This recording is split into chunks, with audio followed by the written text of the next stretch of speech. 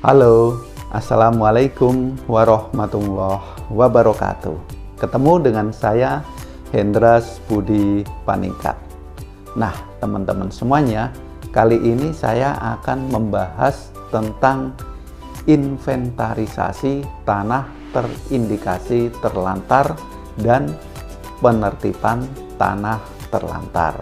Nah, tentu dengan mengambil rujukan PP nomor 20 tahun 2021 dan peraturan pelaksananya, Permen ATR Kepala BPN nomor 20 tahun 2021 juga ya, nomor yang sama sebagai instrumen pelaksana Undang-Undang Cipta Kerja. Nah, teman-teman semuanya, inventarisasi tanah terindikasi terlantar diatur dalam pasal 11 ya, PP 20 tahun 2021. Nah, inventarisasi tanah terindikasi terlantar itu dilaksanakan oleh kantor pertanahan ya, satkernya satker di kabupaten ataupun kota. Nah, inventarisasi tersebut ya dilaksanakan paling cepat 2 tahun sejak diterbitkan hak atas tanah, hak pengelolaan atau dasar penguasaan atas tanahnya. Jadi setelah diterbitkan sertifikatnya, baik hak milik, hak guna usaha, hak guna bangunan, hak pakai atau HPL, itu 2 tahun paling cepat bisa dilakukan invent tanah tersebut, dimanfaatkan, digunakan, dipelihara sesuai dengan sifat dan peruntukan pemberian haknya atau tidak. Nah, itu paling cepat 2 tahun ya. Atau dasar penguasaan atas tanah juga sama ya, paling cepat 2 tahun. Lihat video saya yang pertama ya, tentang tanah terlantar. Nah, inventarisasi tersebut ya dilaksanakan berdasarkan laporan, kalau ada laporan, atau informasi yang bersumber dari, nah yang pertama dari pemegang hak, pemegang HPL, pemegang dasar penguasaan atas tanah, atau yang kedua hasil pemantauan dan evaluasi hak atas tanah dan dasar penguasaan atas tanah yang dilakukan oleh kantor pertanahan, Kanwil ATR BPN dan Kementerian ATR BPN. Terus yang ketiga bisa informasi dari kementerian atau lembaga terkait lainnya. Terus pemerintah daerah, dan yang kelima atau dari masyarakat ya. Nah, informasi-informasi mengenai adanya tanah yang tidak diusahakan, tidak dipergunakan, tidak dimanfaatkan, dan tidak dipelihara. Nah, dalam pasal 12 ya PP 20 tahun 2021, hasil inventarisasi tanah terindikasi terlantar tersebut dilampiri dengan data tekstual ya, atributnya, disertai dengan data spasialnya. Nah, ini tekstualnya, atributnya seperti apa, spasial, petanya atau data keruangannya, bidang tanahnya itu di mana lokasinya, luasnya berapa, koordinatnya di mana saja, terletak di desa atau kelurahan mana, itu menjadi sebuah lampiran. Nah, hasil pelaksanaan inventarisasi tanah terindikasi terlantar diproses menjadi data tanah terindikasi terlantar. Jadi data tanah terindikasi terlantar tersebut dimasukkan dalam database tersendiri ya. Ada yang namanya data basis ya, database tanah terindikasi terlantar. Nah, kemudian database tersebut akan dilanjutkan dengan kegiatan yang lebih lanjut lagi, yaitu kegiatan penertiban tanah terlantar.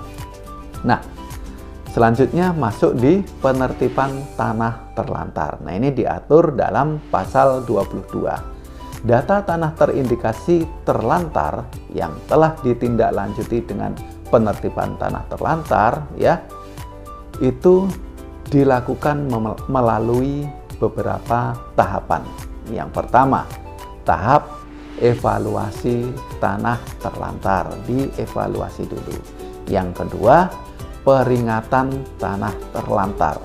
Yang ketiga, penetapan tanah terlantar. Jadi ada 3 tahapan ketika sudah masuk dalam database tanah terindikasi terlantar, yaitu mulai evaluasi, peringatan, dan yang terakhir penetapan tanah terlantar. Nah, kita bahas satu persatu ya teman-teman. Yang pertama, evaluasi tanah terlantar. Nah, ini diatur dalam pasal 23. Nah, evaluasi tanah terlantar bertujuan untuk memastikan pemegang hak, pemegang HPL, atau pemegang DPAT dasar penguasaan atas tanah mengusahakan, mempergunakan, memanfaatkan, atau memelihara tanah yang dimiliki atau dikuasai. Nah, itu dipastikan dulu. Nah, evaluasi tanah terlantar dilaksanakan oleh panitia yang dibentuk dan ditetapkan oleh kantor wilayah. Nah, biasanya kalau dalam pendaftaran tanah itu ada panitia A, panitia B. Nah, ini ada panitia tersendiri ya. Kalau tidak salah panitia C ya, kalau tidak salah. Nah, selanjutnya evaluasi tanah terlantar paling sedikit meliputi apa aja. Nah, itu diatur dalam pasal 23. Yang pertama, pemeriksaan terhadap dokumen hak atas tanah HPL dan atau DPAT dasar penguasaan atas tanahnya. Yang kedua, pemeriksaan terhadap rencana pengusahaannya, penggunaan, pemanfaatan, dan atau pemeliharaan tanahnya. Ini rencananya seperti apa? Biasanya ya, pada tanah yang terdaftar dengan sertifikat tematik, misalnya hak guna usaha atau HGB, hak guna bangunan. Terus yang ketiga, pemeriksaan terhadap pengusahaan, penggunaan, pemanfaatan, dan atau pemeliharaan tanah secara faktual ya, dicek secara existing di lapangan. Sudah ada tanda-tanda mau berusaha atau belum? Nah, itu juga akan dilakukan pengecekan langsung di lapangan, diambil evidence-nya. Terus yang keempat, pemberitahuan kepada pemegang hak, pemegang HPL atau DPAT untuk mengusahakan, mempergunakan, memanfaatkan, atau memelihara tanah yang dimiliki atau dikuasai. Nah, evaluasi tanah terlantar ya, dalam pasal 23 ya, itu dilaksanakan dalam jangka waktu 180 hari kalender ya, 180 hari kalender. Nah, kurang lebih ya sekitar 6 bulan.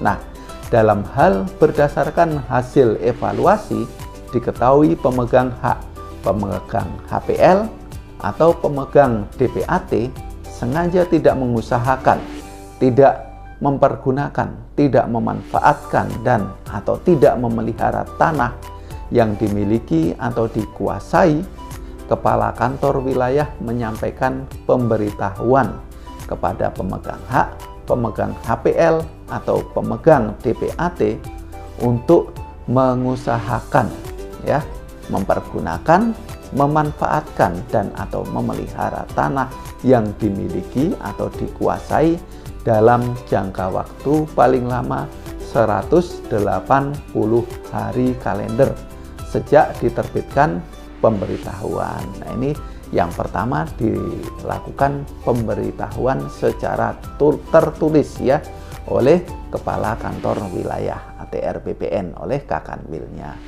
Dikasih pemberitahuan, hey, ini tanahmu nomor sekian, haknya, lokasinya di sini, tolong diusahakan, dipergunakan, dimanfaatkan, dan dipelihara tanahnya sesuai dengan sifat dan pemberian hak atas tanahnya. Nah, teman-teman, dalam jangka waktu tersebut ya, pemberitahuan tertulis berakhir dan pemegang hak, pemegang HPL ya, pemegang TPAT tetap tidak mengusahakan, tidak mempergunakan, tidak memanfaatkan dan tidak memelihara tanah yang dimiliki atau dikuasai, maka dilakukan proses pemberian peringatan. Jadi yang pertama harus dulu dilakukan pemberitahuan tertulis.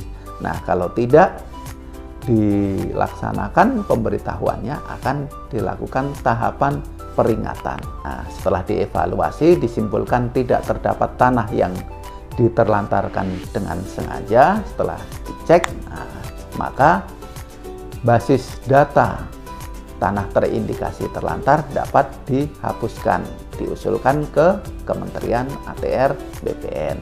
Lalu Menteri ATR BPN menindaklanjuti usulan penghapusan dengan menghapusnya dari basis data tanah terindikasi terlantar. Data tersebut hasil dari Inven tanah terindikasi terlantar. Ketika sudah dievaluasi, dilakukan pemberitahuan atau dicek, ternyata tidak terdapat diterlantarkan dengan sengaja, bisa dilakukan penghapusan database-nya.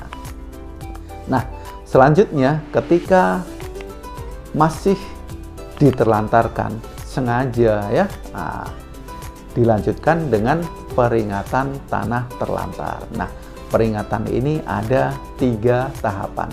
Nah, yang pertama yaitu peringatan pertama ya, dalam pasal 25 dalam hal berdasarkan hasil evaluasi disimpulkan terdapat tanah terlantar. Nah, ini dengan sengaja, lalu kepala kantor wilayah memberikan peringatan tertulis pertama, peringatan tertulis pertama kepada pemegang hak, pemegang HPL, pemegang TPAT dan pihak lain yang berkepentingan.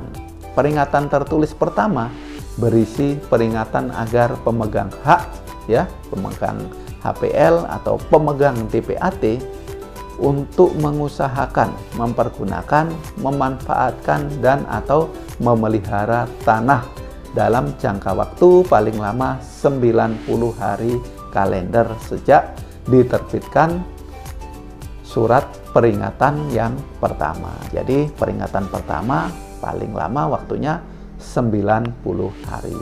Nah, ketika sudah dilakukan peringatan pertama ya 90 hari, pemegang hak, pemegang HPL, pemegang TPAT tidak melaksanakan peringatan tertulis pertama, lalu kepala kantor wilayah memberikan peringatan tertulis kedua yang berisi peringatan agar pemegang hak, pemegang HPL, pemegang TPAT mengusahakan, mempergunakan, memanfaatkan atau memelihara tanahnya dalam jangka waktu paling lama 45 hari kalender sejak diterbitkan surat peringatan kedua. Nah, ini peringatan tertulis kedua waktunya 45 hari. Yang pertama 90 hari. Nah, lalu masih santai-santai saja muncullah peringatan tertulis yang ketiga ya. Kakanwil menerbitkan peringatan tertulis ketiga yang berisi sama untuk mengusahakan, mempergunakan, memanfaatkan, memelihara tanah. Nah, ini jangka waktunya paling lama 30 hari kalender ya, sejak diterbitkan surat peringatan ketiga. Nah, selanjutnya secara administrasi ya, peringatan-peringatan tertulis tersebut, peringatan 1, 2, dan 3, nah selain disampaikan kepada pemegang hak, pemegang HPL atau pemegang TPAT, peringatan tertulis pertama, kedua, dan ketiga juga disampaikan kepada menteri ya sebagai tembusannya ya. Lalu dilanjutkan ke pemegang hak tanggungan apabila hak tersebut sedang dibebani hak tanggungan ya, sedang disekolahkan. Terus yang ketiga, pimpinan instansi yang mengelola barang milik negara atau daerah atau aset badan usaha milik negara atau daerah dalam hal berstatus sebagai barang milik negara atau daerah atau aset badan usaha milik negara atau daerah. Nah, ini peringatan ini ya ditembuskan ke menteri, terus juga disampaikan juga ke pemegang hak tanggungan bank-bank ya yang menjadi krediturnya. Lalu pimpinan instansi apabila tanah tersebut merupakan tanah BUMN ya, tanah milik negara, BUMN atau BUMD. Biasanya hak pakai ini. Tapi ada juga hak guna bangunan yang berjangka waktu. Nah, selanjutnya dalam pasal 26 dalam hal alamat pemegang hak, pemegang HPL, pemegang DPAT tidak diketahui atau tidak sesuai dengan maka proses pemberitahuan dan peringatan dalam pelaksanaan penertiban tanah terlantar dilakukan dengan ketentuan sebagai berikut. Yang pertama, untuk pemegang hak dan pemegang DPAT ya, tanah perorangan, surat pemberitahuan dan peringatan diumumkan di kantor desa atau kelurahan setempat dan menggunakan situs website kementerian.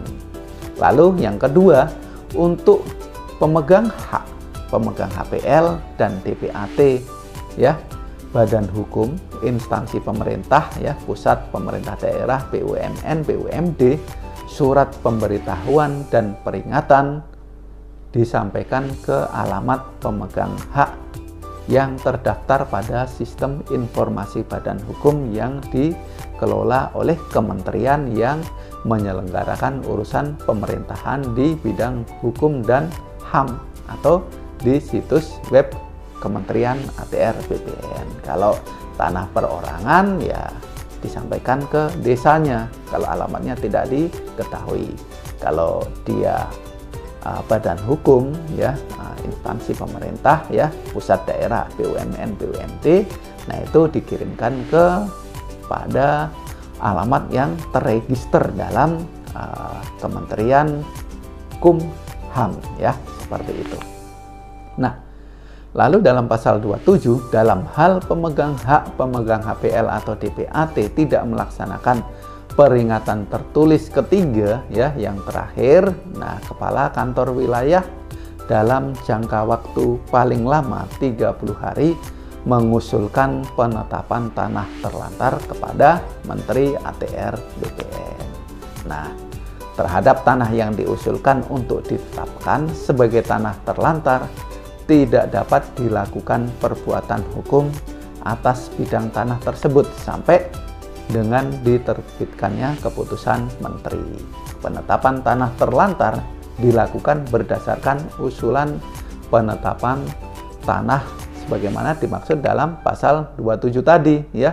Sudah ada kriterianya, pemberitahuan tertulis, peringatan 1, 2, 3, nah masih nggak digubris juga, nah itu dilakukan penetapan tanah terlantar. Nah, biasanya akan dilakukan pemblokiran terlebih dahulu sehingga tidak bisa dilakukan perbuatan hukum, misalnya dilakukan peralihan hak. Nah, teman-teman semuanya, saya sampaikan eksekutif summary-nya ya, roadmap dari inventarisasi penertiban tanah terlantar ya. Yang pertama, invent tanah terlantar itu dilakukan ya. Outputnya adalah database tanah yang terindikasi terlantar, itu yang pertama. Terus berikutnya dilakukan evaluasi tanah terindikasi terlantar. Nah, setelah dilakukan evaluasi, dilakukan pemberitahuan secara tertulis ya, 180 hari kalender. Terus jika tidak digubris juga dilakukan peringatan pertama 90 hari kalender. Terus peringatan kedua 45 hari kalender, peringatan ketiga 30 hari kalender. Lalu setelah itu tetap juga tidak dilakukan pemanfaatan, penggunaan, pemeliharaan ya, dilakukan usulan penertiban tanah terlantar 30 hari kalender. Nah, ini dalam pasal 30, dalam hal tanah yang akan ditetapkan sebagai tanah terlantar berupa tanah hak atau tanah HPL dan merupakan keseluruhan hamparan, penetapan tanah terlantar memuat juga hapusnya hak atas tanah atau HPL, putusnya hubungan hukum ya, lalu penegasan sebagai tanah negara bekas tanah terlantar yang dikuasai langsung oleh negara. Nah, masih di dalam pasal 30, dalam hal tanah yang akan ditetapkan sebagai tanah terlantar berupa tanah hak atau tanah HPL dan merupakan sebagian saja sebagian hamparan, maka penetapan tanah terlantar juga memuat hapusnya hak atas tanah atau HPL pada bagian yang diterlantarkan. Nah, ini salah satu jawaban ya dari pertanyaan yang saya temui ya. Lalu yang kedua, putusnya hubungan hukum antara pemegang hak atau pemegang HPL dengan bagian tanah yang diterlantarkan. Lalu yang ketiga, penegasan sebagai tanah negara bekas tanah terlantar yang dikuasai oleh negara terhadap bagian yang diterlantarkan. Dan yang terakhir, perintah untuk melakukan revisi luas hak atas tanah atau HPL. Jadi tanah terlantar itu, nah dalam pasal 30 ini penting ya, bisa dilakukan secara keseluruhan ya. Nah, kalau memang secara keseluruhan itu diterlantarkan, tetapi juga bisa dilakukan pada sebagian, misalnya HGU yang diterlantarkan bagian paling jauh, bagian dalam. Nah, itu yang menjadi penetapan tanah terlantar ya, sebagian saja ya yang diterlantarkan, sehingga diperintahkan untuk dilakukan revisi luas. Nah, dalam hal tanah yang akan ditetapkan sebagai tanah terlantar merupakan tanah yang diberikan dengan dasar DPAT, penetapan tanah terlantar memuat juga apa? Pemutusan hubungan hukum antara pemegang dasar penguasaan atas tanah dan tanah yang dikuasai. Ini jika masih DPAT. Lalu penegasan sebagai tanah negara, tanah terlantar yang dikuasai langsung oleh negara. Nah, dalam hal tanah yang akan ditetapkan sebagai tanah terlantar berstatus sebagai barang milik negara, daerah, BUMN, BUMD, penetapan tanah terlantar juga memuat rekomendasi kepada pimpinan instansi yang mengelola barang milik negara, daerah atau aset badan usaha milik negara daerah untuk mengusahakan, mempergunakan, memanfaatkan, dan memelihara tanah. Nah, ini jika tanah tersebut aset negara. Nah, selanjutnya mengenai revisi luas tadi terhadap bidang tanah yang sebagian saja dari hamparan yang diterlantarkan ya, revisi luas menjadi beban pemegang hak, pemegang HPL atau pemegang dasar penguasaan atas tanah. Dalam hal revisi luas sebagaimana dimaksud pada ayat 1 belum dilaksanakan, pemegang hak, pemegang HPL atau pemegang DPAT tidak dapat melakukan perbuatan hukum lainnya terkait tanah tersebut. Nah, ketika sudah ditetapkan tanah terlantar dan tanahnya tersebut hanya sebagian, ya tidak boleh diajukan atau dilakukan untuk perbuatan hukum lainnya, misalnya di balik nama, kecuali sudah dilakukan revisi luas. Nah, kantor pertanahan akan memblokir secara internal terlebih dahulu, biasanya seperti itu sebagai early warningnya.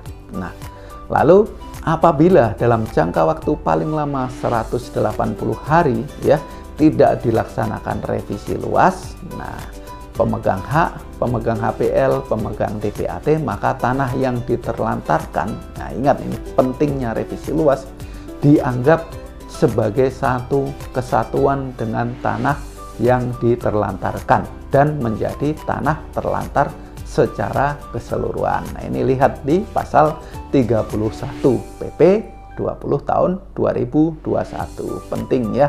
Nah, peraturannya jelas mengatur, tetapi melaksanakannya itu yang paling susah. Nah, bagaimana ketika ditetapkan sebagai tanah terlantar dalam pasal 32, tanah yang telah ditetapkan sebagai tanah terlantar dalam jangka waktu paling lama 30 hari kalender sejak penetapan wajib dikosongkan oleh bekas pemegang hak, pemegang HPL, atau pemegang TPAT. Lalu dalam hal bekas pemegang hak, pemegang HPL, atau pemegang TPAT tidak memenuhi kewajiban tersebut, benda yang ada di atasnya menjadi aset yang diabaikan. Nah, selanjutnya, tanah yang telah ditetapkan sebagai tanah terlantar dapat menjadi aset bank tanah atau tanah cadangan untuk negara TEJUN. Nah, ini dalam pasal 35, pendayagunaan TEJUN ditujukan untuk pertanian dan non-pertanian dalam rangka kepentingan masyarakat dan negara melalui reforma agraria, program strategis nasional PSN, bank tanah, ataupun cadangan negara lainnya. Nah, pendayagunaan tanah cadangan untuk negara TEJUN dapat berdasarkan usulan atau informasi dari kementerian atau lembaga. Yang kedua, Kanwil ATR BPN, kantor pertanahan, dan pemerintah daerah. Lalu pendayagunaan tanah cadangan untuk negara, TEJUN memperhatikan apa? Yang pertama, kebijakan strategis nasional. Yang kedua, rencana tata ruang. Dan yang ketiga, tentunya kesesuaian tanah dan daya dukung tanah. Nah, pendayagunaan TEJUN ini ditetapkan oleh Menteri. Nah, demikian informasi dari saya. Mudah-mudahan bisa bermanfaat ya. Jangan lupa like, comment, share, and subscribe ya. Biar channel ini tetap semangat dan berkembang. Saya Hendras Budi Paningkat. Terima kasih. Assalamualaikum warahmatullahi wabarakatuh.